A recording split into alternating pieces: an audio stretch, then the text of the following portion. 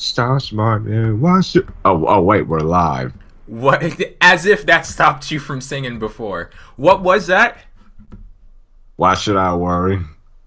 Is that like a Disney song or something? If any of you have ever watched the movie Oliver and Company, you know which song I'm talking about. Damn it! I don't think I've ever seen that one.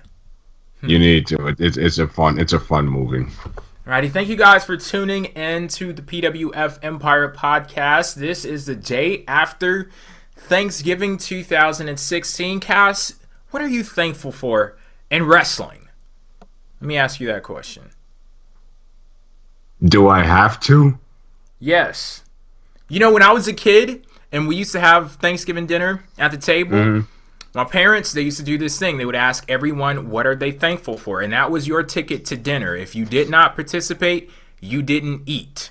I don't know how I can apply that to what the hell is going on now, but yeah, basically to answer your question, yes, you have to. Well, I guess the one thing I am thankful for is the fact that the Revival are one of the best action tag teams. I can go watch any of their match anytime I want. On the WWE Network, yes. And it's funny that I ask you that question and I don't even have a freaking answer myself. What am I thankful? I'm thankful for the Mizanins. That's what I'm thankful for.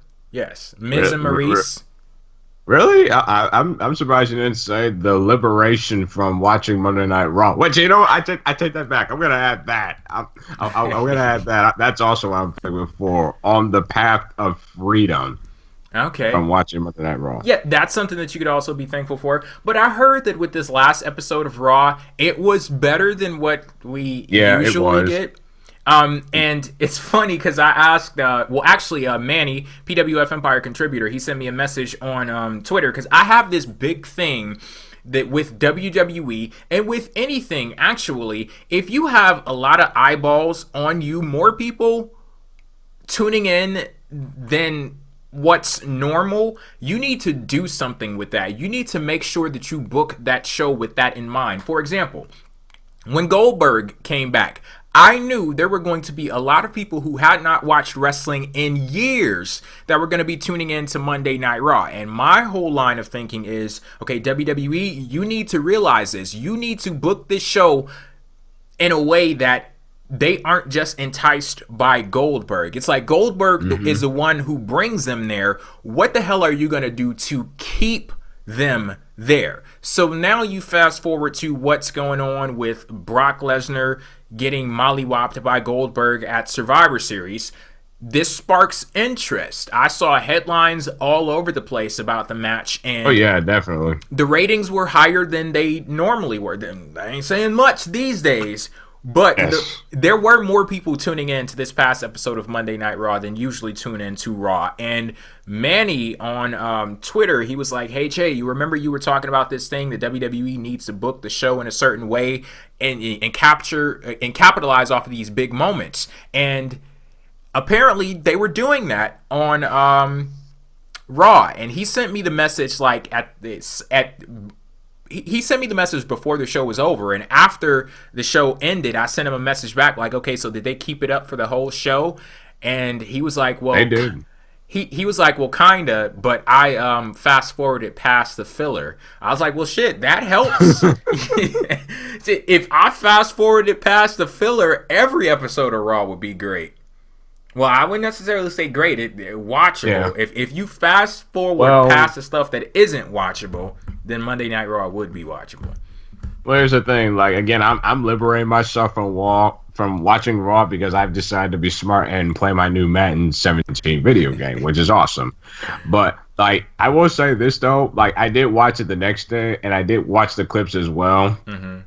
And it turns out they did a good job with what I saw with them, like keeping certain viewers in that night, like showing them what they're going to do next week, because Goldberg announcing that he's going to be the first entry in the Royal Rumble does spark intrigue to a lot of the wrestling fans out there. And that's the main thing. You got to keep the interest in. And Goldberg got a better reaction than I thought he would, to be honest with you, being in Toronto. And you know something about that? Like, we all know my thoughts on Goldberg versus Brock Lesnar. I feel as if it was a con job. But I've been thinking, and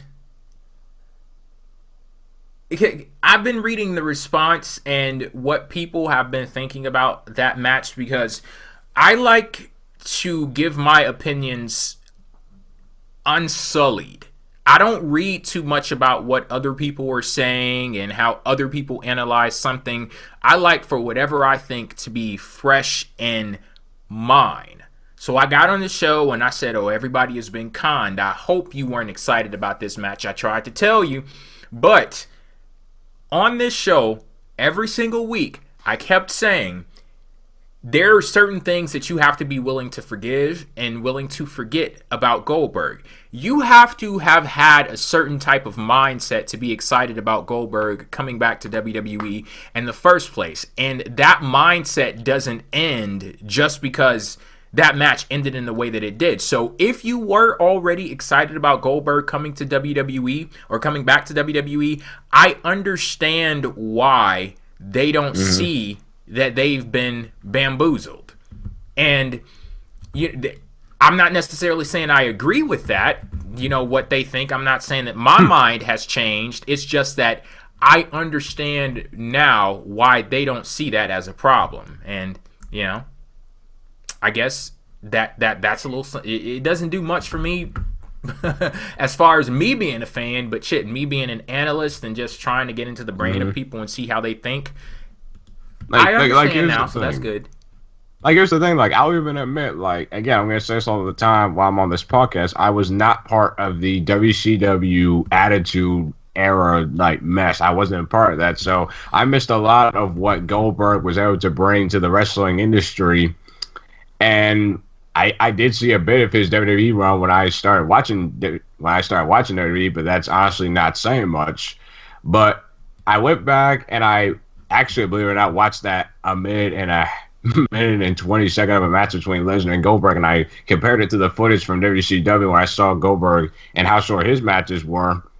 I get it from what the perspective of what people were thinking when they said that it was good, because if you have a guy like Goldberg and you're bringing him back for a match, then what else should you really change about Goldberg and the way that he wrestled? I mean, just have him come back and just wrestle like he used to. So yeah, because I'm not expecting Goldberg to go out there and start giving 450s and doing suicide dives and shit and like having that. an 8-minute dance with Brock Lesnar in the ring. I don't want to see him turn to dust, but yeah. So I did see the perspective. I guess I was more speaking Sunday night from the fans who are not used to these Goldberg type months, because WWE has never booked matches like that. So I do see that point. But yeah, Goldberg being in the Rumble definitely does. It adds more prestige and more importance on the Royal Rumble. I will say that, and it definitely.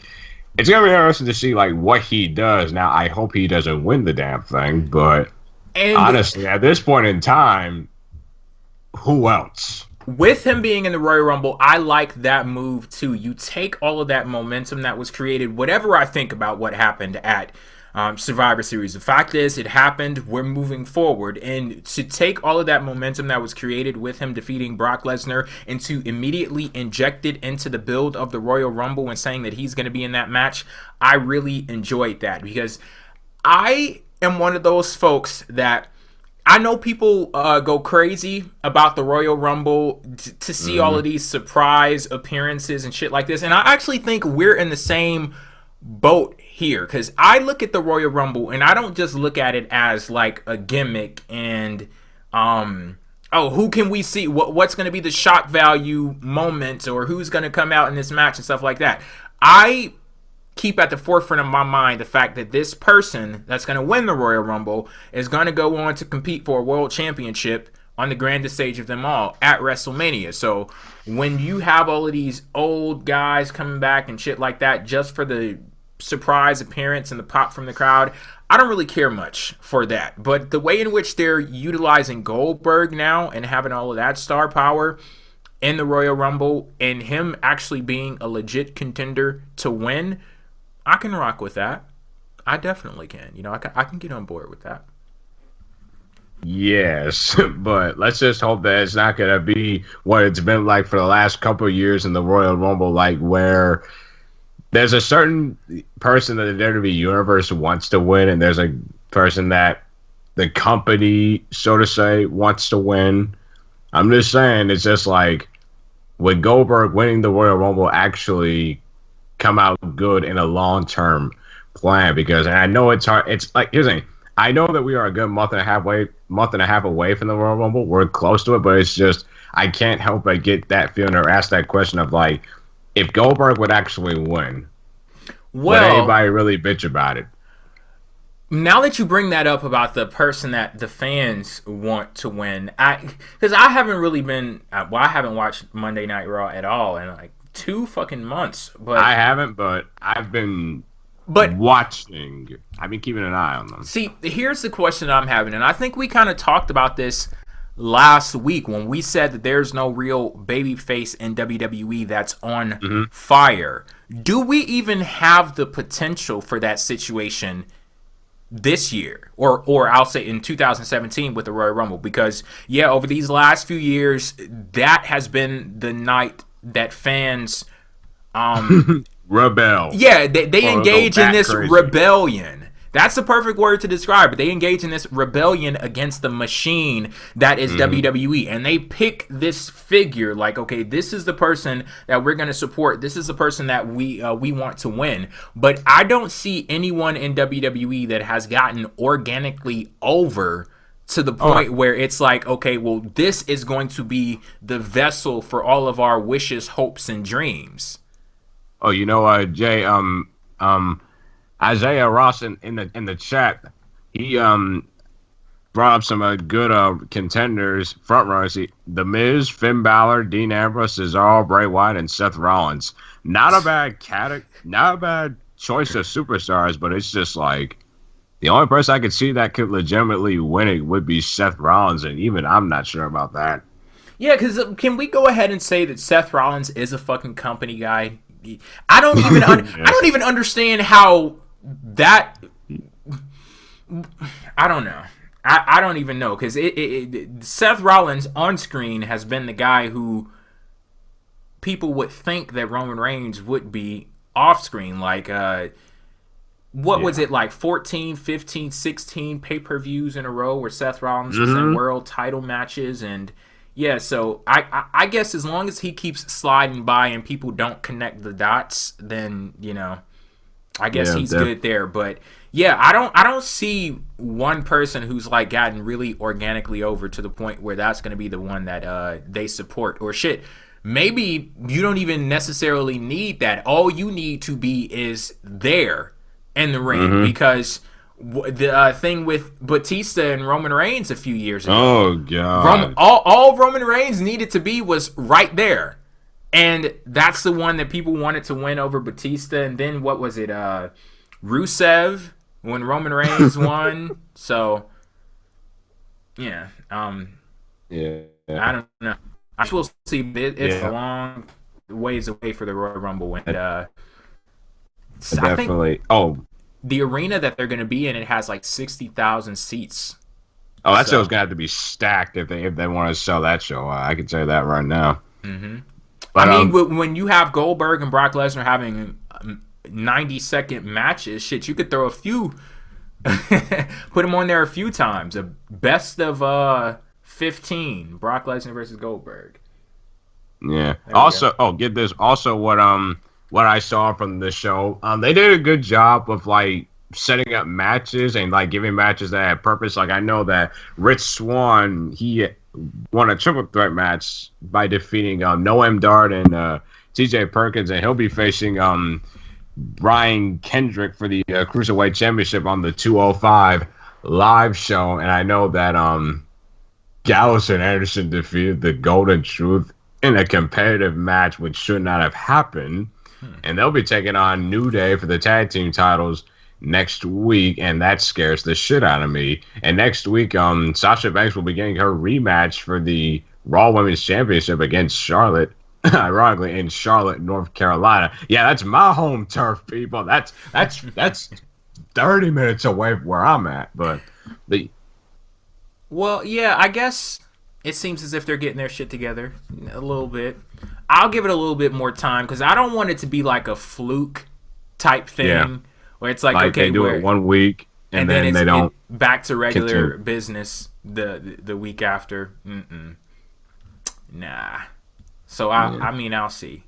I don't know because go ahead. I was just saying, did you catch SmackDown this week though? Of course, yes I did.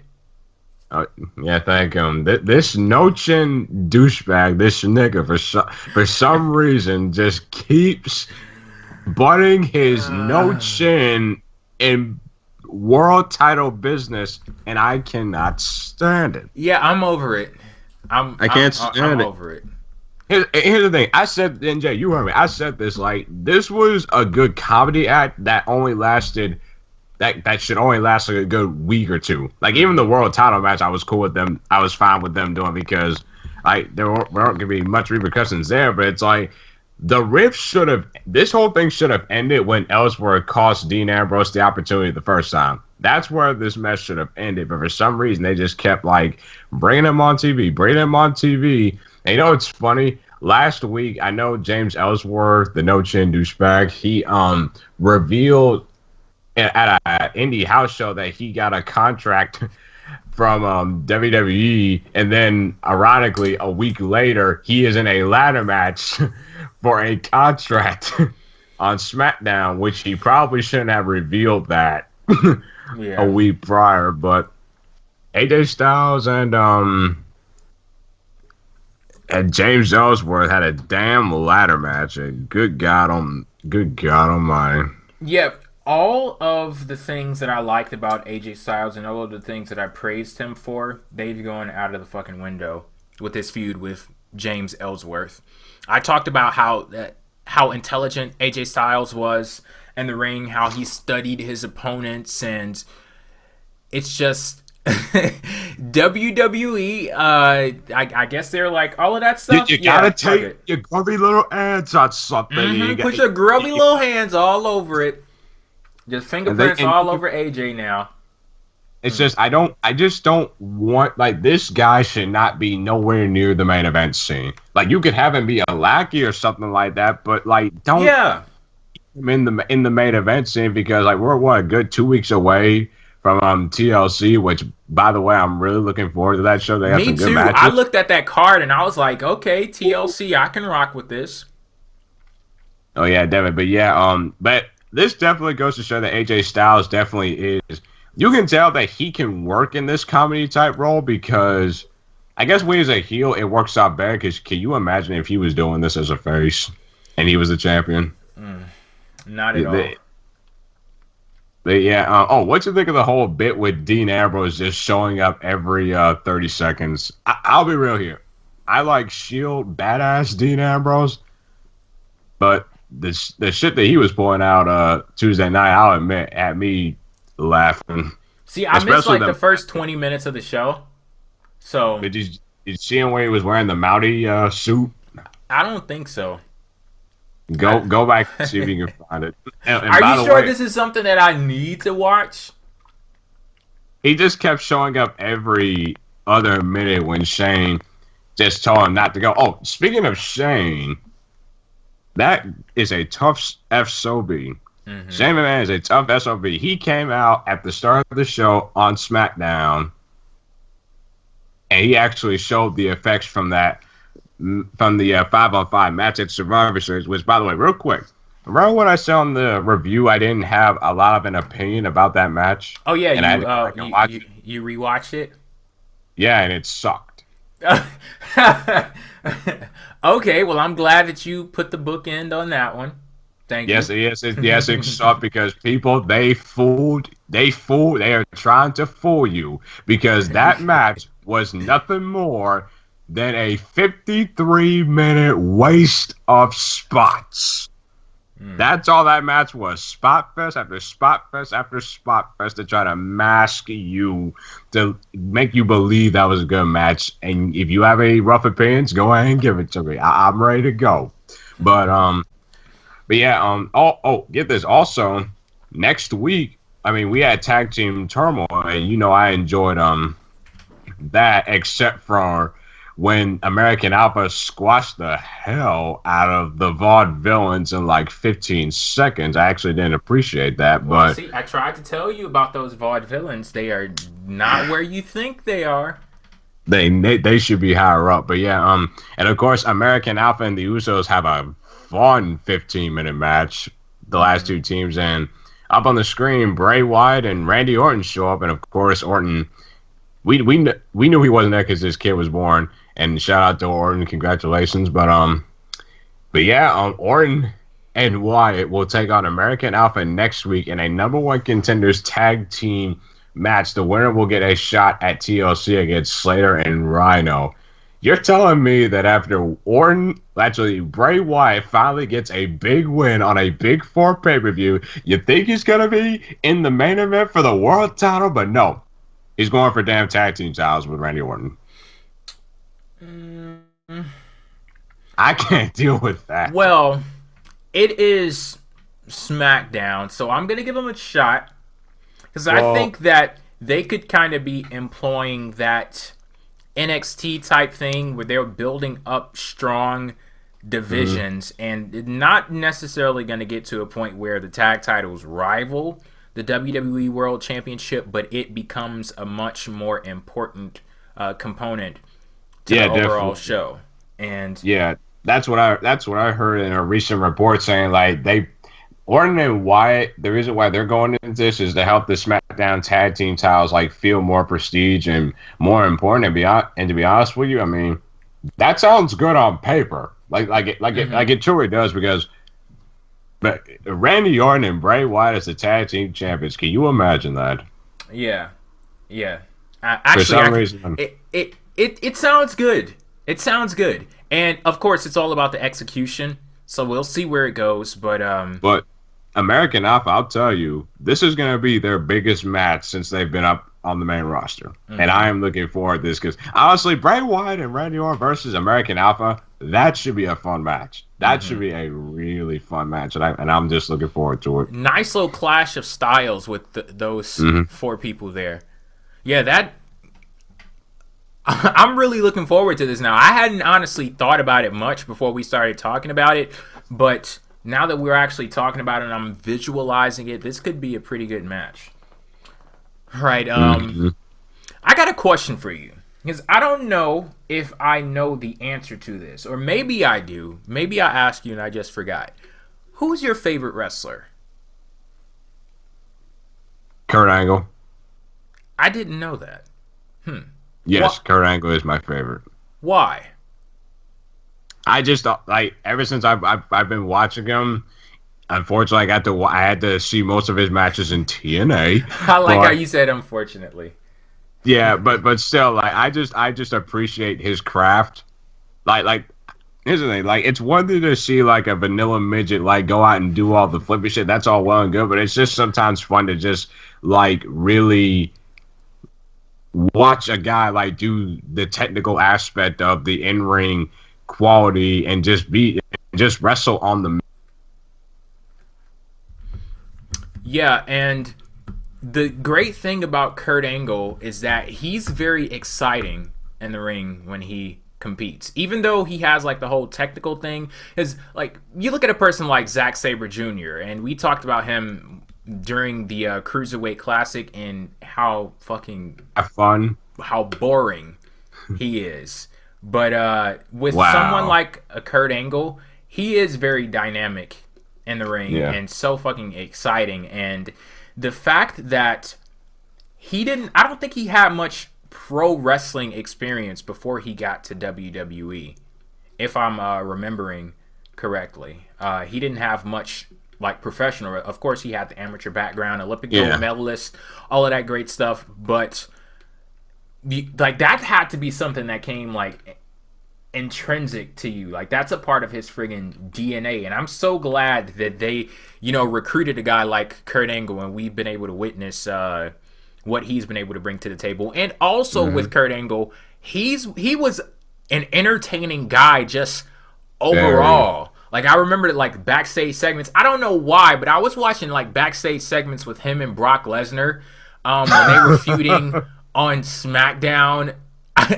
randomly. I guess it was one of those things where I went on YouTube and I'd click on a video and then I just let it play through like it was some kind of playlist, and it got to like Kurt Angle and Brock Lesnar videos, and I was watching that and I was like, well, this was some good shit. And this is something I wanted to talk about too, because I mentioned on Twitter, because after the whole AJ Styles and James Ellsworth thing, I mentioned on Twitter, all I want for Christmas is a WWE main eventer that isn't a comedy act.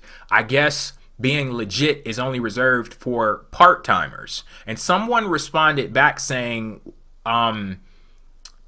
they said, oh, The Rock and Kurt Angle were pretty big draws, and we know how they played very heavily into comedy and making people laugh and stuff like that. And I responded back to that person saying that they are attempting to apply a standard that doesn't really exist today, because if you look at the way that things were done back in the day, comedy and being very entertaining in that way, that did not prevent WWE from pushing you as a megastar. But I look at the guys of today, people like Kevin Owens and Seth Rollins and this shit that's going on with Chris Jericho. Just look at them and the way the WWE handles them and compare that to Brock Lesnar and Goldberg, and that tells you all that you fucking need to know. Out of that situation, who are the megastars? Who are the ones that WWE calls on when shit is really about to go down? Who are the ones that get the headlines? Who are the ones that, who are the ones that they are looking to build for the Royal Rumble? Just ask yourself those questions and see if there's a difference between someone like a Kevin Owens and someone like a Goldberg. So... Yeah, the funny thing is, it's like we were talking about the Royal Rumble earlier and about Goldberg like possibly winning or not winning the thing. Like many years ago, like WWE would always like start a trend of like the like they would like try to get the babyface that they wanted to get over. Like they would have them like go through the process of like building him towards a months and months and months. And then, this is a great example, Batista. When Batista was on his rise to the Royal Rumble, they just kept teasing the whole Evolution Batista friction thing, the whole thing at Survivor Series. And I'll always remember this, when Batista was talking to Triple H in the back, Triple H had left, and Batista was holding that World Heavyweight Championship in his hands.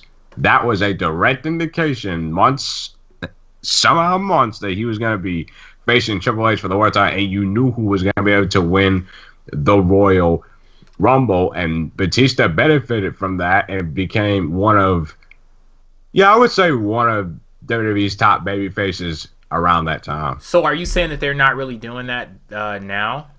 I would say they're not really doing that now. I mean, because it's just like we all pop for nostalgia moments in wrestling. Like, granted, because it's fun, but it's just you have these attitude WCW post Ruthless Aggression era guys coming back, and while nostalgia moments are good in wrestling, you pretty much just bring them back and you have them beat up on the current roster, and it doesn't look good. And it's like to the point to where you want to see these dream matches. It's like the person who needs to go over doesn't go over, especially when we're in the on the road to the Royal Rumble, leading into WrestleMania season. Oh, and get this, I was looking at some footage the other day of 2014, towards the end of 2014, of Roman Reigns.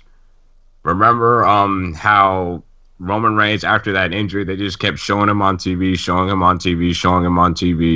and if they would have just kept him off TV and slowly built him back up to his return, it probably would have just meant something more, and they put him in certain situations that just organically did not happen. So when we got to the Royal Rumble in 2015, it was already well telegraphed that when he came down to that ring at that number that he was going to win the thing, and it comes off as a negative reaction.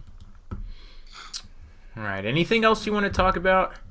Did you catch up on NXT this week? Yeah. I didn't pay much attention to it because it was just like some It was a taped episode. Cut and paste type stuff, like the matches that they had from that they filmed before TakeOver. But I gotta say, with that main event, it was a 6-woman tag match, right? Yep. That was a main event. Yep. I am impressed by Daria. I think that's how you pronounce her name. Daria. Oh, yeah. Whatever. Yeah, I really like her MMA gimmick, the badassery that she has, and the fact that it's incorporated into her moveset. It's pretty cool. I like that. I'm looking forward to seeing more from her. And also, I know she wasn't in this match, but the little bit that I've seen from Amanda from Tough Enough, I like her too. So those could possibly be two people to keep our eyes on going forward. Oh yeah, definitely. Like the 6-woman tag, like this was a hell of a lot more bad than that random ass 6-woman tag that I saw. Well, you're like, who the hell are all these people?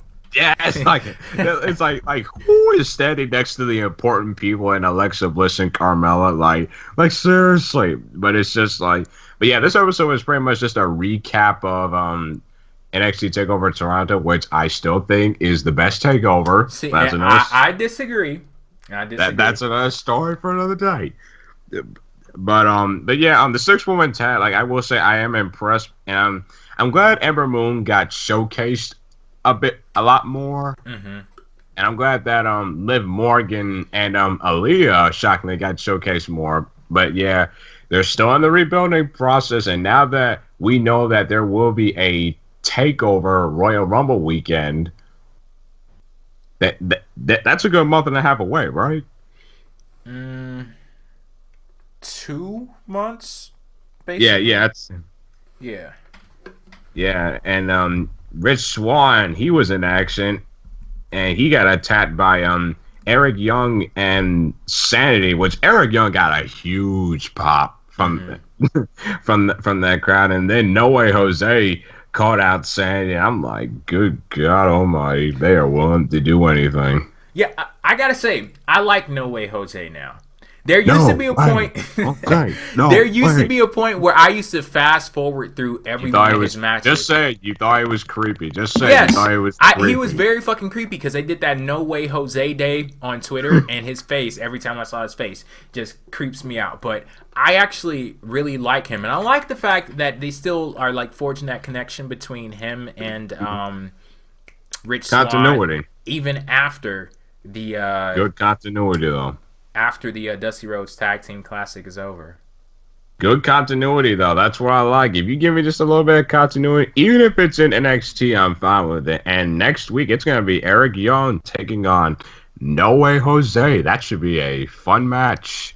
And next week will be the return of the new NXT champion, Samoa Joe, who, by the way, will be defending his NXT championship in the rematch against Shinsuke Nakamura in the in Osaka, Japan for the NXT Live event. This match intrigues me a lot because we know they have no problems with titles changing hands on giving Nakamura the title back just because it's in Osaka. But honestly, wouldn't it make sense? You're saying giving Nakamura the title back? Yes. Honestly, I so wish this wasn't like 2 weeks later, or like I wish this was like a 4-week build where you could build towards this rematch leading into Osaka, because it's just like with only a 2 week to the rematch, it's like you want to put the belt on Nakamura. It makes sense. It's in his hometown, but only if we know Joe will be debuting in the Royal Rumble, which I think is likely to happen.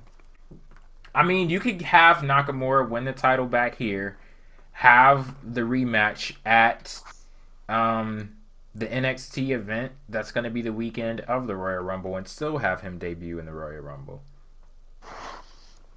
I think they're going to tape this match. I think they're going to tape it because they wouldn't announce this on NXT TV if they really weren't going to like find some way to tape it. So, right, they're going to be in Japan, so. I'm not waking up at like 3 or 4 something in the morning to watch this rematch. I will watch it at 6:30. I did that for the Beast in the East one, but Yeah, not this one. If even if they do it live. You think Nakamura will win the title back? I am so unsure about that. I don't know because Samoa Joe winning it back caught me off guard. Me too. So it's like all bets are off from this point. Well, they can kind of get away with this because remember they're towards the end of the year, and I don't think we'll get many tapings until the start of January. So, well, at least from Full Sail, but that's where the real stuff. But I'm willing to wait and see what happens. But yeah, the NXT Championship main event scene really intrigues me because I think Bobby Roode will be next in line for the championship shot.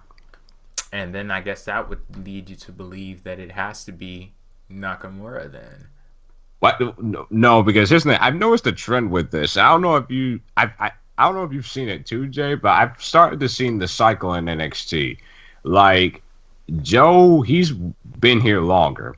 And the way that they're building Bobby Roode, it would make sense that if Joe would lose the title to Nakamura, then the next feud should be Nakamura and Roode going forward for like the next 4-5 months heading into next year. And then it's like when Roode leaves, and then it's like when Nakamura leaves, then it's like the next person challenges Roode, and then that person beats Roode, and then the cycle just keeps on continuing. Like I've been noticing that a lot lately. So it's like, it's interesting. I will say this. It's very interesting. But yeah, can't wait for that rematch between Nakamura and Joe. And will you please make this last man standing? Please make it last man standing. I'm begging you, William Regal. Alrighty. Anything more to say before we head to calls? Let's get the fine people in. Let's make these calls tonight. Okay, if you would like to call in and have your voices be heard on air, the number is 347-857-2401. Again, the number is 347-857-2401. That is for the people who are listening in live. If you are not, then too bad. Better luck next time. Okay, our first call is from 412. Hey, what's happening, fellas? It's your boy Marco from Dayton. What's up, Marco? What's happening, man? How's your night going, gentlemen? Splendidly. It's fine. Wonderful. Yeah. It's been going fine after consuming black people food for the last 24 hours, but it's been awesome. What's wrong with that? You said that like that's a bad thing. That sounds wonderful. That's funny. Well, that's funny. Sweet potatoes. Yeah, exactly. Anyway,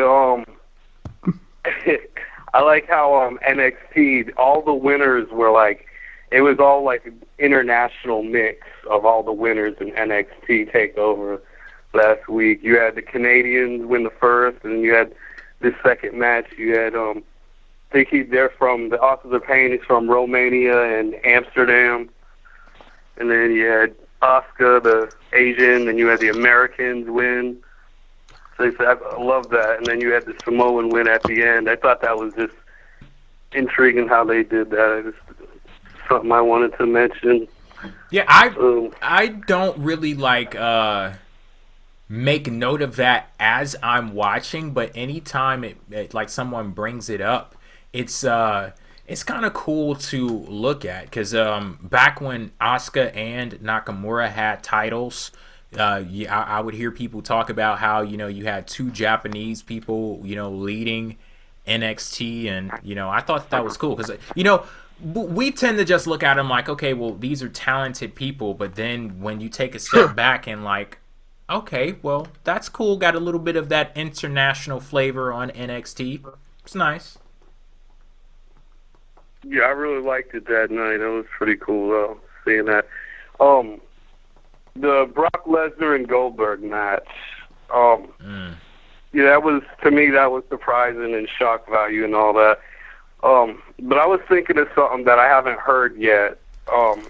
You got a theory? If, like on story, yeah, why that happened or what could possibly lead to. Maybe, what if Brock Lesnar threw the match away, like in storyline? He threw the match away. Maybe it was like money decided or something. because there was a little look between both of them before Goldberg attacked Brock Lesnar. Like, it was like right before that, after like Goldberg had him in the corner, and then Brock had him in the corner. Goldberg pushed him down, and there was like a quick look between them. I was just thinking, like, what if it's like it comes revealed like Brock Lesnar says, "Yeah, I threw the match away over money," or something like that, or "You really can't beat me because I let you win." Because I mean, for Brock Lesnar to go as hot as he was and then lose in a minute and a half, it's like there's no way to really make sense out of that. So that was just a theory I had. Yeah. Oh, yeah, definitely. Because I would actually kind of buy that because. No. Well, here's the thing. No, Jay. We have to buy your crap in the whole Greek tragedy, so I'll take that this is one. legit, damn it. Paul Heyman verified it. But here's the thing, And like. Paul Heyman could probably verify this too, though. No. But I think like if Brock Lesnar would say something like that and he did it for the money, I would actually be fine with that because for him that's a motivation, money. Imagine if every wrestler went like that in all their matches and did it for money. So to me it would be simple, something simple like that. Not gonna happen. I mean, no one has done. I don't think anyone has done that in WWE, as in storyline, and said like, you know, I laid down for you. I mean, that happened in WCW where, you know, the finger of doom, but no, don't even go there. Oh yeah, and Brock just had surgery, but so you yeah. could have said, you know, like, I lied down for you because, and now we're gonna have our real match. You know, I lied down for you because, you know, I'm getting paid a lot of money to do that because of your kid or some shit. That should only last 5 minutes. 5-minute match. I do not want to see 20-minute. I don't want to see a 10-minute dance. Not even 8 minutes dance with these two because I don't want to see Goldberg turn into dust. See, well, Marco, you say that it doesn't make sense that he lost. I don't think so. I mean, it's Goldberg. Randy Orton, and this is WWE sending the message that every single person that Brock Lesnar has defeated, Goldberg is better. Goldberg, you know, his 50-year-old ass in 2016 that has not stepped into a ring in 12 years is better than every single person that Brock Lesnar has defeated. And the funny thing about this is people, and I guess I thank you for like trying to see things from my perspective because people know I'm a big story guy, so they've been coming to me, hey Jay, it's because Brock Lesnar was cocky. That's why Goldberg defeated him. Goldberg, he saw that Brock Lesnar was cocky, he was too full of himself, and he capitalized off of the moment. Name me a moment or a match where Brock Lesnar has not been cocky. That wasn't a determining factor in his loss here. Because shit, he's been cocky in every match. The determining factor in his loss was Goldberg. This is the message that WWE is sending to us. That Goldberg, even at 50, even after not having stepped in a ring in 12 years, he's just that damn good. Now the Kick of Kings has that title. I don't know. It just doesn't sit well with me. It reminds me of like when they bring Mae Young back and she beats Lake or something. God. Oh, like, God. So Goldberg is a 2016 version of Mae Young in WWE. How dare you? I mean, I dare. But nah, that's about it. I mean, nothing else is. I mean, everything's going to be foretold over the next couple weeks during to the Royal Rumble. Oh yeah, you asked who was your favorite wrestler? What about you, J-Dub? Who was your favorite? You don't know at this point? I mean, I'm guessing it's either The Miz or Triple H. It's Triple H. Okay, yeah, because that's Triple H is. I would say he's my favorite heel, like heel wise of all time. I would say. Where's his heel has been for the last few months, ever since he turned on Rollins. I'm still waiting on that. I'm still waiting on heel Triple H. I saw NXT Triple H, but I didn't see heel Triple H. Well, I mean, I'm talking about all time. I mean, when he had, with Triple H actually, beat up Shawn Michaels in the Hell in a Cell, and the Reign of beat Terror. Goldberg, and the Reign of Terror of Triple H. Stephanie and all that. I'm talking just all in general. Who would be your favorite heel overall, like all time? Can I just go ahead and praise Triple H just a little bit? I think that his work with Daniel Bryan a few years ago, leading into WrestleMania, that has to rank up there in like his top heel runs. Because that, oh my God, that was some good shit back then. It really was. But yeah, that was top 2. So Cass, who would be your? Triple H, I've seen him. Go ahead, Marco. Triple H, I've been watching him ever since like the beginning when he was in WCW, and he is always he's always been at the right place. He's always did the right thing. Everything, like Triple H, you can't say enough about him. Just everything he's done in the wrestling business, and for watching him grow up in the wrestling business was amazing. He's probably like one of the only people I can say like I watched him really mature and go through stages in his life through wrestling business. Mm-hmm. Awesome. Him and Shawn Michaels too, watching guys like that. But, right. All right, well, I appreciate you guys talking to me again. You're welcome, Marco. No problem at all. All right, thank you for calling in. You guys have a great night. You too. No problem. Okay. Next up, we have 513. Hey guys, it's Jason in Cincinnati, Ohio. What's up, Jason? Yeah. Hello? Yeah, can you hear me? Awesome. Yep. Just calling in I haven't called in a few weeks. But I liked your topics tonight, so I wanted to give a call in. I watched the Goldberg match at Survivor Series, and I actually kind of like it. I wasn't into the match before the match, but I like it that it was a squash, especially if he's going to sign on for a couple more matches, which I'm guessing are going to be intertwined with Brock Lesnar. Yeah. I figure that first match, it's good that it's a squash because doesn't that give Brock Lesnar a really big excuse to say it was a fluke? Well, or is that no good?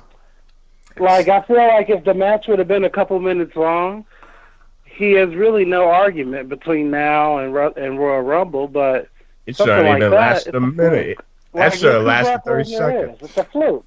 Well, yeah, what you're saying, it makes perfect sense. Like, with the way that the match ended and how short it was, it provides, like, if the plan all along was to do multiple Goldberg, Brock Lesnar matches, or at the very least more than one, good God. This, it does provide them with a reason for them to continue this battle between the two. But I have no problem whatsoever admitting that I'm speaking from a perspective that is unique in the sense that I don't give a flying fuck about Goldberg or Brock Lesnar, much less both of them in the same match with each other. So that's my whole outlook on the situation. But if I am to forget all of that and say, okay, well, here's what happened, and here's what WWE we know you won't. wants to do. No, I can be reasonable. I can be reasonable. Yeah, go back and watch Empire's Core. We'll see how reasonable you are. Yeah, which one? Because one of them I want. Well, I was reasonable in both of them. I don't know what you're talking about, but but yeah, if I am to forget all of that, which I can, and say that, okay, here's what WWE wants to do, and, you know, discuss the effectiveness of it, it was effective. Yeah. Yeah, that's just how I'm thinking. Me personally, I would rather the part-timers like Goldberg come back to enhance the actual talent of today. Like, I would rather see Goldberg versus Kevin Owens than Brock Lesnar. No. Don't do that. But what would be wrong with that? Of course, if he's going to come back for a few matches and they have a thing where Kevin Owens goes over, yeah, I think it's more eyes on Kevin Owens. I would like that. yeah. Kevin Owens going over Goldberg. Yeah, right. I can't see that. And isn't that so? Isn't that like fucked up though? Yeah, like the top champion on Raw, you can't even imagine him in the same ring with Goldberg. That's messed up. Right, and it is funny, but you're right. But I wish it wasn't evil. like that. Yeah, it's evil. It's so evil, but it's the truth. Yeah. Yeah. Also, aren't the Slammies coming up on Raw soon? Oh no! Why'd you have to remind me of that damn concept? Like, I think it's like the first 2 weeks of December usually, right? We all know the Slammies is damn rigged anyway. Like all that plastic gold trophy they be trying to pull off on these damn Oscar. It'll probably be towards the. It'll probably be towards the end of the month because you'll think that with like the first 2 weeks of December are right around the corner. So you'd think the WWE would start promoting it already. But we already know that the Slammies is just a cover up for how shitty their product is every year. It don't really have any prestigious. Let's just say it's a damn parody of the Oscars. Well, you know, if you want a real prestigious award show, the W's, they're coming too. So yeah. I myself am a multiple-time W winner.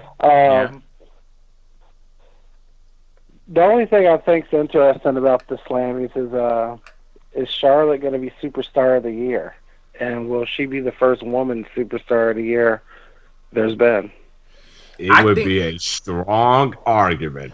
I think they should do it like they did their awards in NXT last year, where they did male superstar, female superstar, and then do the overall award. It'd be interesting to see if Charlotte would win. Because honestly, I say she has a great shot at doing it. From a character perspective, she's the strongest overall. Yeah. Yeah, I was thinking about storyline and pay-per-view matches over the year. I couldn't make an argument for anybody else except for Charlotte. Honestly, the one category, out of all the damn rigged categories that they have, the one category I actually do love is Match of the Year. Match of the Year I like because while the product has been very shitty, I am going to emphasize that, shitty, we've gotten some pretty good-ass matches than we did in 2015. I will say that. Like, by far. Honestly, I think besides Sami Zayn and Kevin Owens at Battleground, I couldn't think of a main roster match to put up there. That's a good point. Wait, Johnson and AJ Styles? At SummerSlam? I don't know. Yeah, it was. I don't know. I don't know. That Battleground match was great. I like the way you labeled that though, man. You only pick Sami Zayn versus Kevin Owens as Match of the Year from the main roster. And you want to start talking about NXT? Sami Zayn, Nakamura. Ooh, man. Sami Zayn Nakamura's best match in NXT of the year. What else? The Revival versus DIY in Brooklyn and Toronto. Yeah. I'm sure you could throw like some Revival American Alpha up there. Yeah. By the way, Cash Money, Brandon Roman versus AJ. Yeah, that's another good main roster match. Yeah, those were some good matches. That was another good one. Yeah. The Fatal 4-Way at Extreme Rules. That's another good one. The Fatal 4-Way, was that the Intercontinental Championship match? Yeah, that was the one. That is one that I don't hear people talking about anymore, but that was a good fucking match. That was a good match. Triple H, Dean Ambrose, Roadblock. No.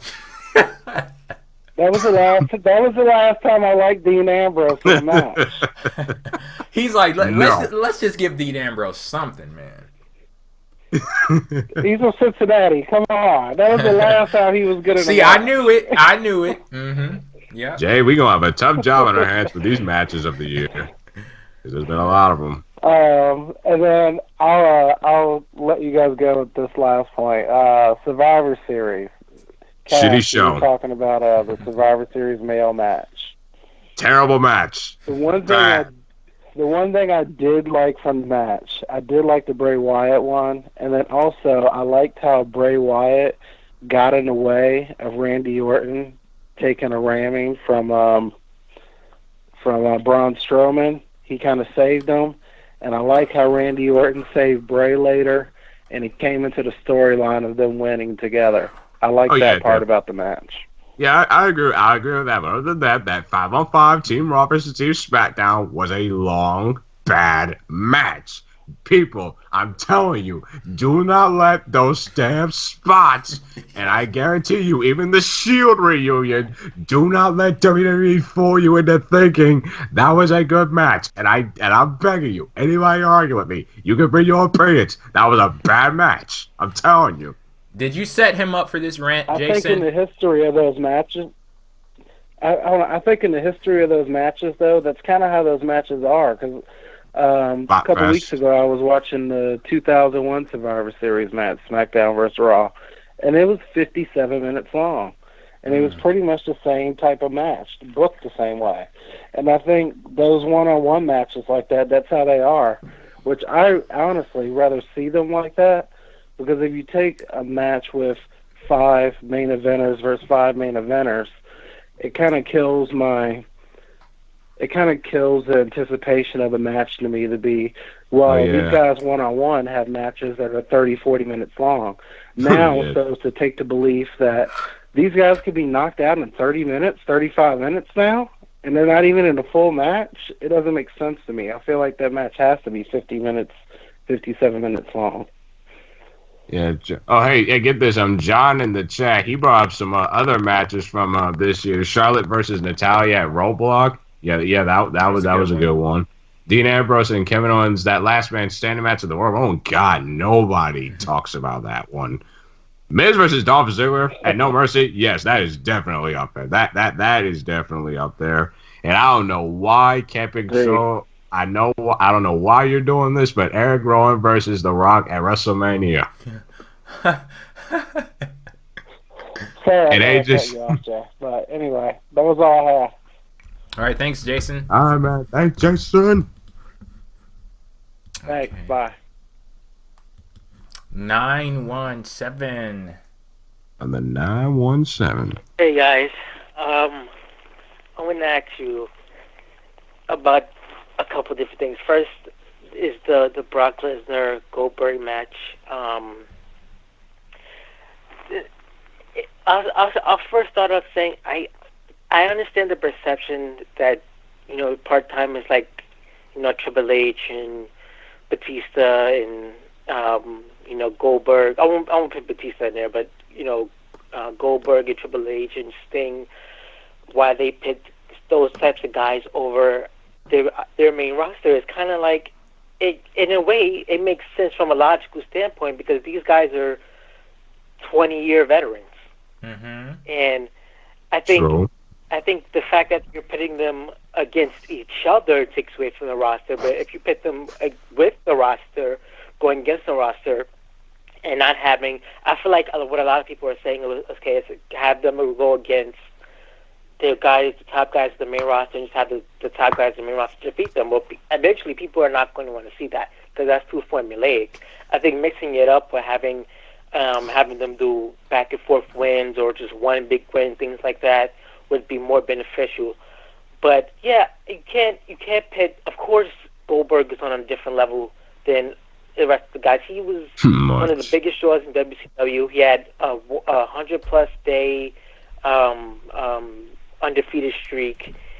You can't. He is. No disrespect to the guys on the main roster, but I know Kevin Owens is like a 14-year veteran or something, but he's only been in the WWE for year and a half. He's only been on the main roster for a year and a half, I should say. I think almost 2 years. I mean, you can't pit somebody like that up against Goldberg. From a logical standpoint, Goldberg is one of the greatest stars in WCW. And Goldberg would kill him. Well, can I just go ahead and say this? Because I understand what you're saying, and I don't necessarily disagree with anything. Do you believe that the way in which WWE is handling people like Seth Rollins, people like Kevin Owens, that they could ever get to a level of a person like a Goldberg? No.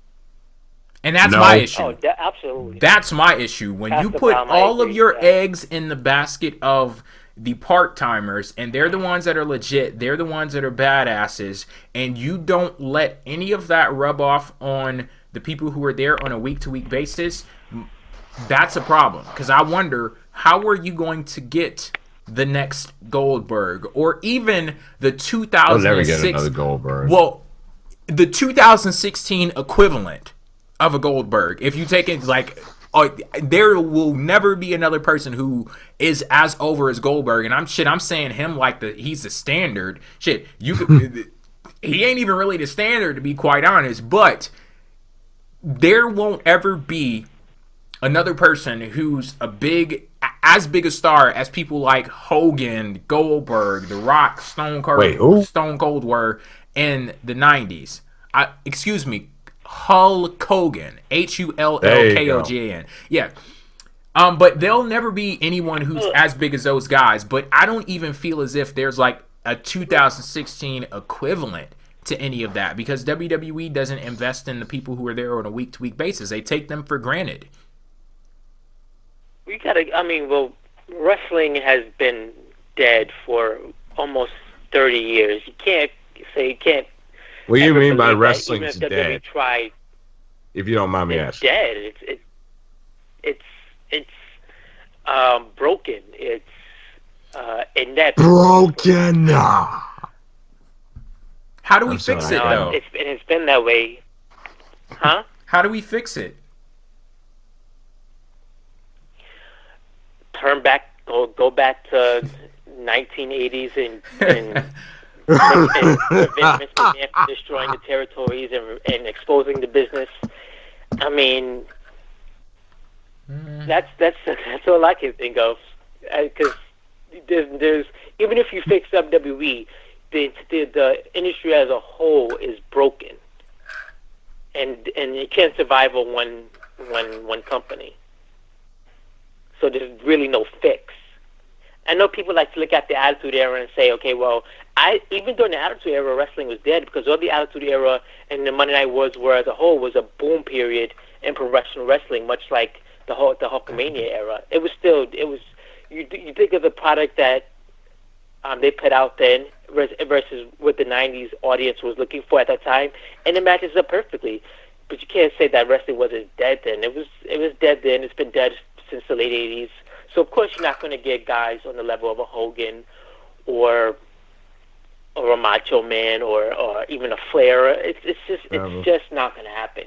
You may luck out and get Austin, Rock, they came out. They were so lucky because they were just super, super, super, super talented megastar guys that we had no choice but to gravitate towards in the era where they were putting out trash television that garnered millions of viewers. But that's all we were ever going to get, to be honest. It's not. There's nothing we can do, to be honest. Camping Joel in the chat, he brought up a very good point when he said the booking right now is have a few boring baby faces that are all generic and pushy. Don't create character depth.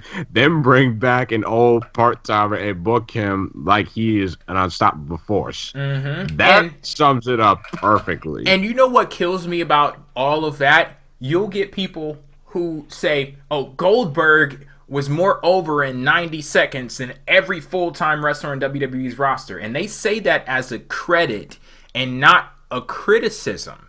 Because I sit there, and when people say that, it boggles my fucking mind, because they don't even hold WWE to the standard of okay, well shit, you can make Goldberg look like a badass. Why can't you make Kevin Owens look like a badass? Why can't you make Seth Rollins look like a badass? Because guess what? When you say Goldberg is more over than the entire full-time roster, that's not a good thing. The same people who book Goldberg book everybody else on the fucking roster. But WWE did what they did at Survivor Series. They hooked everybody in, got them to pay to see Goldberg, and got them to pay to see Goldberg versus Brock Lesnar. Then they had that ending where the match ended in a minute and 30 fucking seconds. They are gonna have people pay for it again. And it's crazy to me because it's this line that I heard from Luke Cage. Where they said, let's do this shit like Big Pharma. We invent the disease, and then we sell the cure. So WWE invented the problem where you're starved of megastars on a week-to-week basis, and then they bring back Goldberg, and people are just falling over them fucking selves to go crazy for Goldberg as if he's separate from everything that's going on. He's booked by the same fucking people. They're showing you that they have it within their capacity to book stars, but they just don't for whatever reason. And the fact that I'm one of the only people who are outraged by that, once again, I'm on that island all by my fucking self. I hear Goldberg more over than the entire roster, and I'm like, oh my God, that's bullshit. Why is it that way? Is James Ellsworth the best babyface in the company? Good God Almighty, that is a scary question. It is, and and he is, and that's the scary answer. I didn't even think about it like that, but yeah.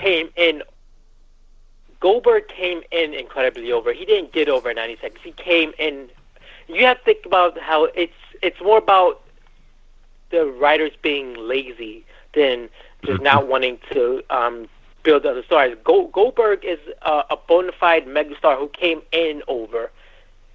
Now you're talking about guys who they have to build from the ground up, and they have to give them pushes and angles and whatnot to get over to become megastars to Goldberg's level, versus having a guy who's already super over, who's bringing back all these fans from who grew up watching him, who are now watching WWE again. These old-time viewers, the casual fans, are coming in to watch this guy who's already a megastar. It's a lot easier to book him versus somebody who you have to take from the bottom, build him up, and get him a following. Started from the bottom, now we're here. Oh, it started from the bottom, and they're all still fucking right there. But but the point is, with Goldberg, there's a point in time where Goldberg was in WWE, and he came in as a megastar, and they fucked it all up. There was a point in time, you could look at what happened with Batista, how they went crazy for Batista when he returned a few years ago, and on a week-to-week basis, WWE ended up fucking it up, and all of that overness dissipated, and the crowd started to resent Batista. There has to be some kind of... You could argue that they're doing a better job of handling Goldberg now, though. Yes, and that's exactly what I'm saying. There has to be some kind of skill and willfulness into booking Goldberg. Like, they consciously have to say, okay, we have to book this guy carefully. We have to be aware of how we position him whenever he is on that show to maintain what he came into the door with. And the type of care that goes into handling a character like Goldberg, they don't have that for the other people on the roster. And that has a lot to do with the fact that they have, I guess, more to work with. With Goldberg, they have extra incentive to book him carefully because he comes in with overness. But, like, how do the people on the roster who are there on a week-to-week basis have any value if you don't create that? And they're not willing to create it. Speak up. Pretty much. I mean, you just gotta speak your mind. You can't, you can't be. I guess a lot of those guys are probably fearful for their jobs, but at the end of the day, it's either be in that company and be unhappy and not do anything to, be where you want to be, or speak up and test the waters and see what happens.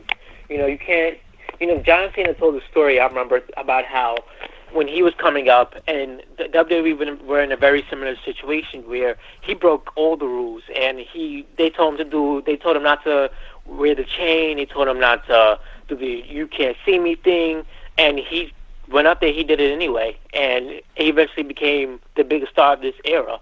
And that's a guy who people don't look at as that guy and say, okay, well, he's a company man. He's the franchise guy. He's company built. They had him since day one. It's like, no, he was in the same position. He was in a worse position than a lot of guys on the roster was when he came up before he said, okay, well, I'm going to go out on a limb and do what I do because I know this is going to get me over. And I think those guys have to take a similar approach. Like Cass said, it's just go out on a limb, speak up, say what you need to say, get some stuff off your chest, because nothing's going to change unless they say, okay, this needs to change. You guys got to do something different with us. See, this is why I wish CM Punk wasn't as much of an asshole as he is. Because he had the right idea, but it's just he was an asshole, so it kind of makes it difficult for me to support him. I don't know who you guys are talking about. He's such a baby, man. He's such a crybaby. Cash Money Brandon. I feel like real quick, he brought another a lot of in the chat that Kevin Owens in NXT after he beat Cena was his favorite Kevin Owens of all time. Imagine that Kevin Owens if he was taking on Goldberg. Imagine that. Fun stuff. That would be an insane. But I want to ask you guys about Samoa Joe and Shinsuke Nakamura and a lot of guys from NXT. And those guys are going to probably be debuting, around Royal Rumble, WrestleMania time. Where do you see Bobby Roode, Eric Young, Shinsuke Nakamura, Samoa Joe in 2018? Do you see them in the same position as a Dean Ambrose and a Seth Rollins and a Roman Reigns is kind of stuck in limbo where nobody really stands out? Yeah, Yeah. I mean, it's like here's the thing. Like Jay, you say yeah, but it's kind of hard for me to say it because Nakamura, Joe, Eric Young, and Rude, these are guys that made their names in another wrestling company elsewhere, got themselves over elsewhere, whereas the people, some of the people on the currently on the Raw roster right now, and the Smackdown roster. Even AJ Styles made his name somewhere else, and he's doing pretty fine for himself. So I'm not going to say no because it's kind of hard for me to actually kind of like say yes to something like that when I've seen these guys like make bigger names and do bigger stuff outside of WWE. And hell, Colt Cabana, I'll always have great respect for that dude. He's proven that you can be a megastar in the business and not even ever go to WWE. A megastar? Well, a name. Well, at least make like a decent name for himself. Come on, Jay. I love Colt Cabana. Okay, but yeah, they'll be regular guys. Yeah, and I want to ask you something else about what John Cena said to me that made a lot of sense. Well, he didn't say it to me personally, right? Mm-hmm. But he had said that one of the reasons that he gets booed and cheered, he has that divisive reaction is because in the last 15 or so years, WWE never built enough top stars, top baby faces, and top heels to be able to, extract or absorb some of the reaction, which is why when he was feuding with guys who are up either near or on his level, at least at the time, like a CM Punk or Brock Lesnar or Daniel Bryan, the reactions were a little different. Do you think that's the same thing that's going on with Roman Reigns, where he's the most protected star? He's the way he's being booked as being as protected as he is compared to the rest of the roster. That's why he's also getting that similar reaction to Cena. Yeah, that and people are assholes. Yeah, that too. They don't want to get seriously. People, what the hell Like, seriously, why in the hell are you pulling Roman Reigns? What the fuck has this guy done to you? What has he done to you? Right. He has taken that crappy United States Championship title reign that he's had. He is doing what he can. He's going with it. What the hell do you want from this dude? Stop with the 8 on Roman Reigns. It's fucking bullshit. Like, seriously. It's time to shut that off. Like, seriously, he hasn't done anything wrong, and I bet you all you wrestling fans out there, all you do is just sit on y'all's fat ass and just drink beer all day. None of you probably have jobs, so seriously, what the hell are you doing? Oh my God. Cass with the heel turn. Stop it. Jeez. Good God almighty. Heel turn, man. All right, caller, what's your name? I don't think we got your name. Oh, Chris. All right, thanks for calling in, Chris. Thank you, my man. No problem. All right, peace. And this is okay. We got 2 more. 916. Hey, what's up, guys? This is Ramon calling out of California. What's up, Ramon? Hey, y'all got happy holidays, by the way. Same to you. Doom. Thank you. So can we see the Revivals making their debut on Monday Night Raw and maybe possibly into the reign of the New Day for their tag team titles? Please take the titles from these black people that wear fucking dildos on their heads. Take the titles from them. I'm begging you, Revival. I don't want the Revival on Raw. Yeah, here's the thing. I'm torn on that because it's like, it would make complete sense for them to beat the New Day, but we gotta keep in mind they won't get protected on Raw.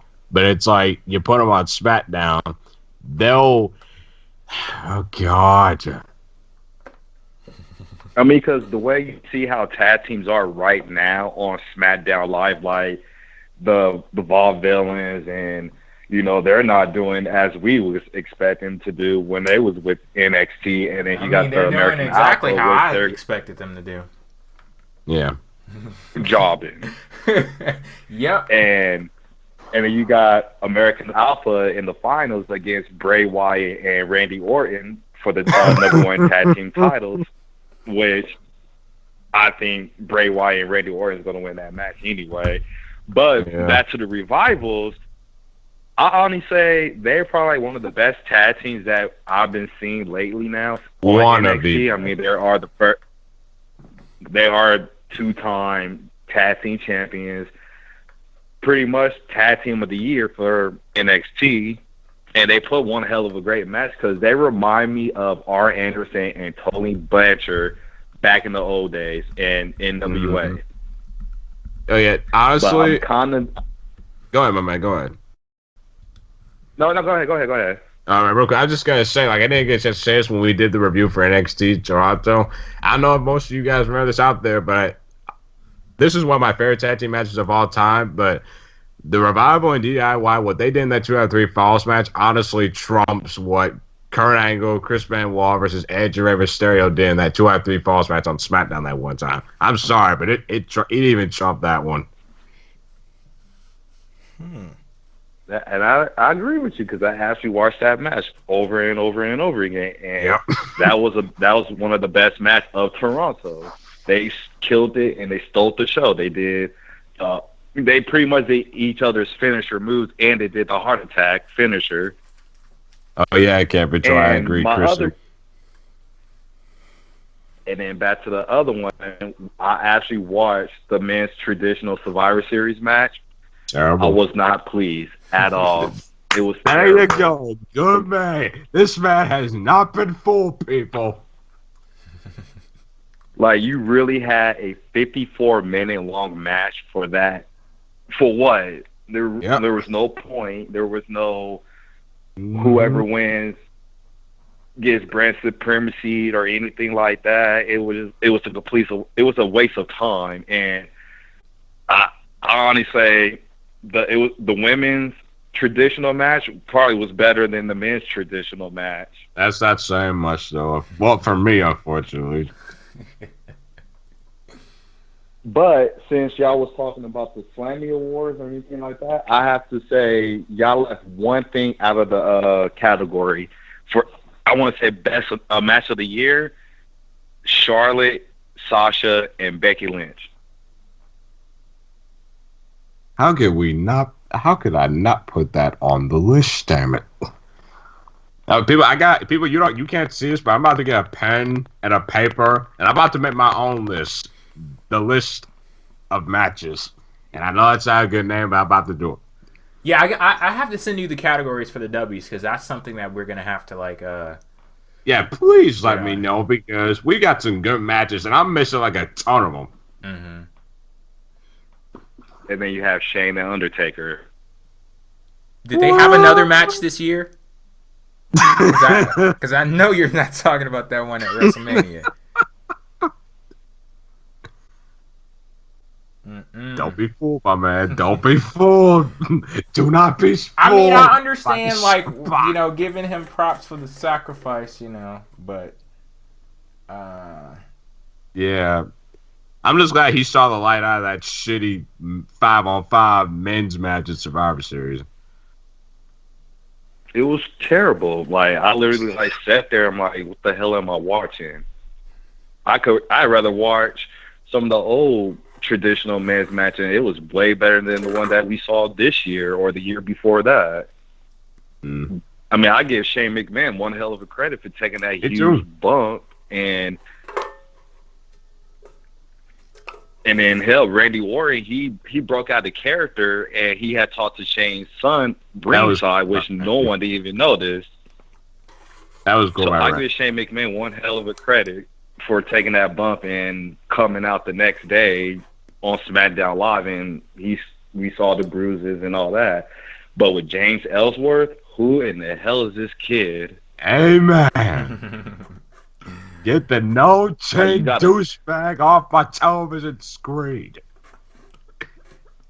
And he gets a WWE World Title opportunity against AJ Styles. Oh my God! I forgot about that too. People, see what you've done. But are you happy? But here's the biggest question. If Daniel Bryan wasn't retired from wrestling right now, could we see Daniel Bryan and The Miz going for the Intercontinental title right now? Yes. I think that would be fun. That might happen at 33, to be honest with you, because everything just looks way too tailor-made for me to not believe that they're not doing this match. And you know what? I've been thinking that exact same thing. Like, if they were building up to Daniel Bryan versus The Miz, they would have done every single thing that they've done so far with this damn rivalry between those two. But I don't want to get myself hyped up for something. Me neither, because WWE has just let me down. It's let me down before. No, I mean, I'm going to go again. They've told us that Daniel Bryan is retired from in-ring competition. So I just take it at that. I'm like, okay, that's it. I can fantasize as much as I want to, but when it comes to making these things a reality, it's not going to happen. All I'm saying, though, is, or let me use my word, however, if they were building up to Daniel Bryan versus The Miz, this would be the way that they would do it. Sign me up. And here's my last question. Jay, I know you're a huge Sasha Banks fan. What's going to be next for after the match between her and Charlotte next week on Raw in Charlotte's hometown? From what I heard, a feud with Nia Jax. Sign me up, please. That could possibly be something that I would actually watch from Raw. Hey, people, by the way, this is going to be our version of Gail Kim versus Awesome Kong from TNA. We're going to get some good shit if this happens. Just the size difference alone just has me like, these ladies might be able to pull something off just with the size difference. Yeah, that's a matchup that gets me excited. So, if that's the direction they go in, I'd be down for that. Oh, and Camp and Show, by the way, I'm with you. I'm glad they have stopped pushing Dana Brooke. Yes, I am so happy for that. Thank God. Oh, and my last one for you guys is, when the hell are we going to get this whole Seth Rollins and Triple H storyline going on? Because I still want to know what the hell happened. It's been, maybe 2 months? I think or a 2 month months. and a half now? We'll get it on the road to WrestleMania. Yeah. Triple H, he's just waiting with the Breakfast Club. He's waiting with the Breakfast Club, just so that way, when he gets to January, he's all freshed up, ready to go. He can just say bye to Cena, Sheamus, and Randy Orton and Batista. He can say goodbye to the Breakfast Club, and then he can start taking care of his WrestleMania match with Seth Rollins. So yeah, we're getting there. All right. All right, guys. Thanks you for listening to me, and you guys are doing one hell of a show in your PFR Empire, and happy holidays again, guys. All right, thanks for calling in. No problem. Did he get that name wrong? I think he did. But you know what? Yeah. Cool. He gave props to us, man. Jay, yeah, it's fine. It's fine. I'll leave it alone. Okay, and our last call of the night, 314. Oh, I know who this is. Hey, how you doing? You say you know who this is? Yeah, this is Carl. Pastor Carl. What up, Carl? Hey, how you guys doing? Doing well. How are you? All right. On my way home from a Thanksgiving trip. Oh, nice. Yeah. Just want to say, I guess, 3 things. Alrighty. One, about the whole Sasha versus Charlotte match. I'm kind of tired of seeing these guys face each other, especially like on Raw. Mm-hmm. Because it seems like the only time that Sasha can win is on Raw. And then at the next pay-per-view, Charlotte beats her, and it inflates her title reign even more. And I'm just, that's a bad trend. I kind of wish they would draw them out. I kind of wish they would draw them out to another pay-per-view, or, I know you said something about Nia Jax getting involved, and I kind of want to see her go for a title shot, or see Bayley step up and be like, I won, like, we won that match because of me, type of thing. Show somebody else besides Charlotte and Sasha, because that's going to get old real quick. I think they're going to move towards Bayley and Charlotte next. Yeah, or else it's going to end up like the Randy Orton Cena thing, when nobody wants to see that anymore. Mm-hmm. Oh, don't ever say that in the same sentence again. But seriously though, like it has gotten to a point where I'm like, okay, we can like pull back a little bit now. Yeah, because Roman Reigns and Seth Rollins already have that role in the John Cena Randy Orton role. They already have that. Yeah. And also, Cash, you said you watched Raw, right? I watched clips, nefarious clips of the show, but yes. Okay, did you see how what's his name? Sami Zayn's punishment for not winning the I saw that title was for that. It's like, so apparently there's a punishment for not winning the match, but for the 5 people who apparently lost the match, that mattered. That didn't make sense for any of them. Yeah, that didn't make sense, because you're rewarding Seth Rollins for getting a title shot, but he was in the most important match for Survivor Series. I mean, all Sami Zayn he was in a title match. It was a Raw versus SmackDown match, but ultimately you guys cared about the 5-on-5 SmackDown versus Raw match. So why are you punishing Sami Zayn for him not getting the job done, but you're not getting on your entire Raw team? What, just because Kevin Owens is your Universal Champion and Seth Rollins is a whiny bitch? Yeah, I guess it's just to push the further fact that she doesn't like Sami Zayn. Which, like, if you didn't like him so much, why did you draft him to your show? Like, you should just let SmackDown have him. He's a good-looking cab driver. Just buy some white gloves or something. Also, I wanted to talk about the James Ellsworth thing. The no chin douchebag. It's like I never. Yeah, it's like I can't. It's like I didn't want to like.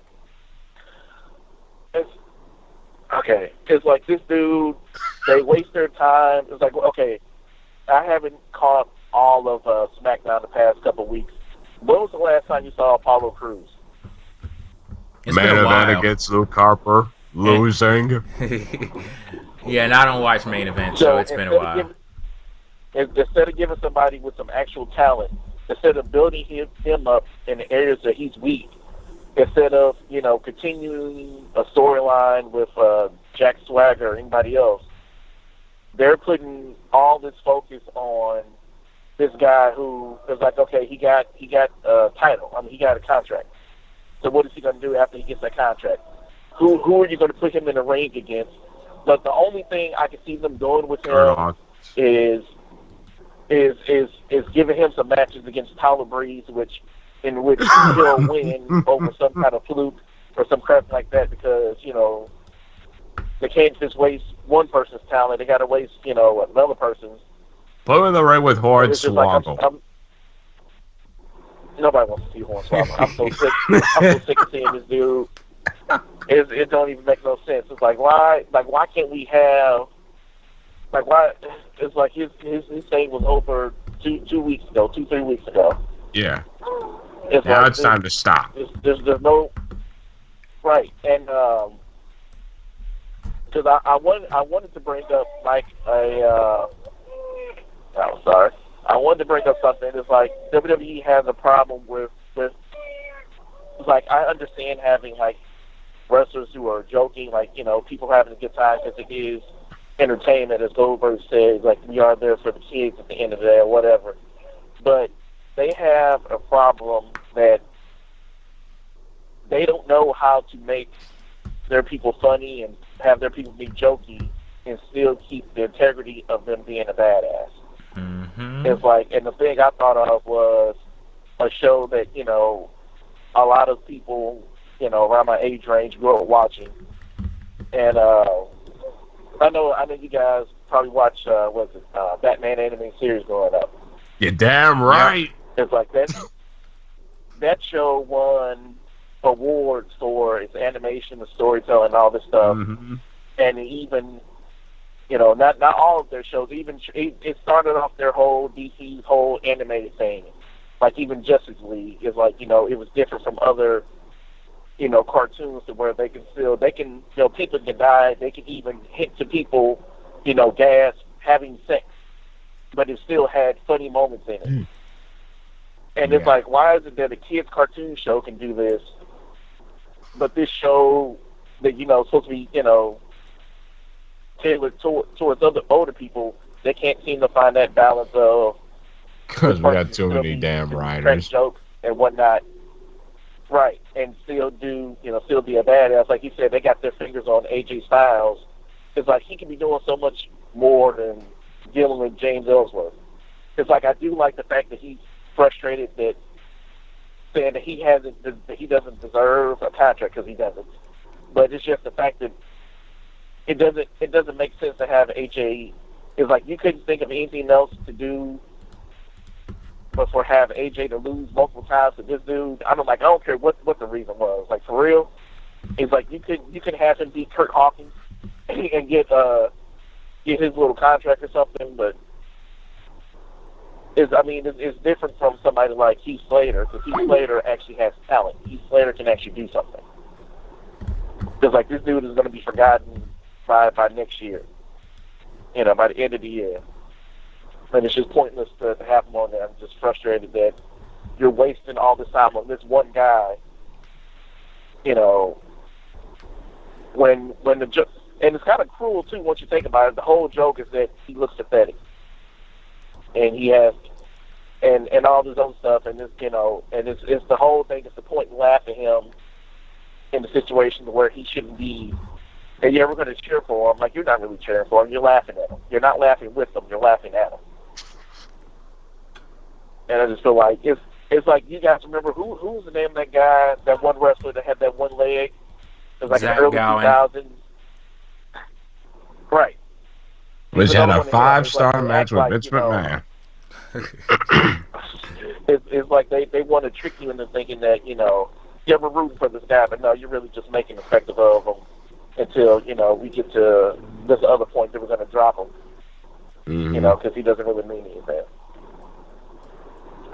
And I guess lastly is the everybody's topic was the Goldberg versus Lesnar match, and people talking about, I've heard some people say, what storylines around this. Like, there is no story. It's like this match never should have been made. It's like there's no upside. It's like, okay, even if Brock Lesnar had beat Goldberg, what's the story there? You beat a 50-year-old man who hasn't wrestled in 12 years. Good for you. It's like, what's, and as we see, like, he beats Goldberg. I mean, Goldberg beats him. Even if the match had gone on 5-10 minutes. Even that should have happened. Instead of, 2 minutes. Right. It's like, even that doesn't mean anything. Because then you have, like you said, like it goes back to what I was saying earlier, or what Jay was saying, that you have this one guy comes in and hasn't wrestled, which, it actually hasn't exactly been 12 years, but it's that thing of, well, he hasn't wrestled here, so anywhere else he wrestled doesn't count. So I think he did wrestle in Japan for a minute, just like Brock did. But there's the thing of, he hasn't been in one of our rings in so long, but, but still, he comes in, and I think like the last little promo they had together where he injured himself was actually pretty good, but it was like, I don't know, there's still, like you said, it's like there's so much wasted potential of everything. It's like there was no point in this happening at all. It's like a part of me kind of liked seeing Goldberg, but then in the end, I would have been fine with him just showing up and promoting the thing, but to actually having the match, like, I don't really care about that. And we get a few more. Two people who first, and the funny thing is, I never thought that they can make that first match look better. They proved me wrong, because that first match was horrible. Oh, they already made it better when they just had Goldberg spear him, then the jackhammer. That was all you needed. That match was better than 20. And it's like his spears just look so lazy. It's just like he's not even spearing them. It's like a little kid running into you. Like when they come up to hug you, and that's it. He's like hugging him to the ground. I don't question the spear because I don't want to be the person who takes it.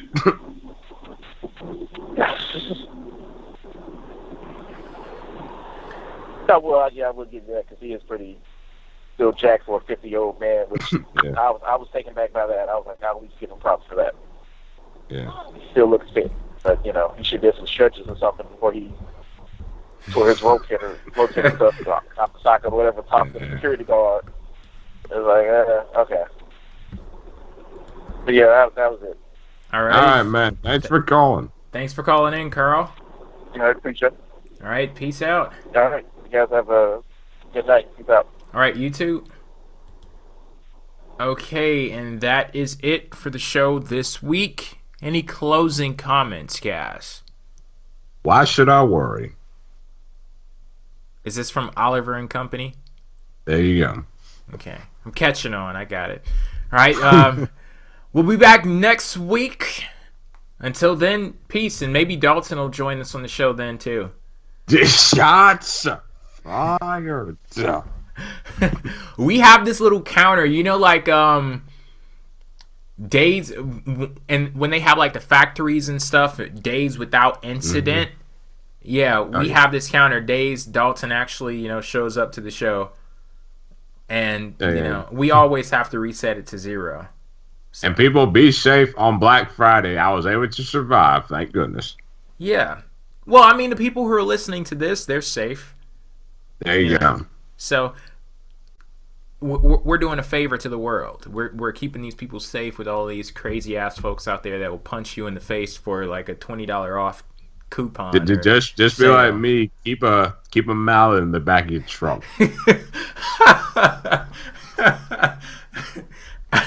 I can just imagine you needing to use a mallet. Like I people like record Black Friday fights and stuff like that. Not saying that I would want you to get into a fight on Black Friday. I'm just saying if you ever got to into a fight on Black Friday, I would hope that somebody recorded you getting the mallet out of your trunk. All right. Thank you guys for tuning in. Catch you later. Peace. Later days.